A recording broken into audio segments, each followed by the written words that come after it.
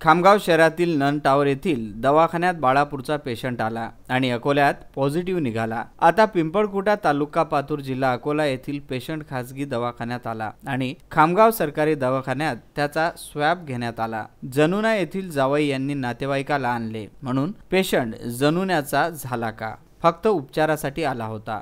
Mission Januna त्या तरुणाच्या संपर्कातील बहीण जावई आणि 2 मुलासह 5 जण आयसोलेशन मध्ये दाखल।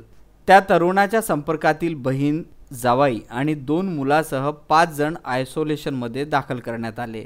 खामगाव जनिक जनुना येथील पिंपळखुट्याचा खामगाव सामान्य रुग्णालयात उपचारासाठी रुग्ण आला। रात्री त्याचा रिपोर्ट सुद्धा पॉझिटिव्ह आला। सध्या शहरातील वातावरण गंभीर दिसून येत असून नागरिकांमध्ये धास्तीचे वातावरण निर्माण झाले आहे। तरी शासनाच्या नियमाचे पालन करून नागरिकांनी यथोचित आपली व आपल्या परिवाराची काळजी घ्यावी असं आवाहनही करण्यात आलं, जेणेकरून या कोरोना प्रतिबंधासाठी शासन जे नियम आखत आहे त्या नियमाला नागरिकांनी सुद्धा प्रतिसाद दिला तेव्हाच या कोरोनावर मात करता येईल असं सुद्धा तज्ञांचं म्हणणं आहे। मोहम्मद फारूक, विदर्भ न्यूज, खामगाव।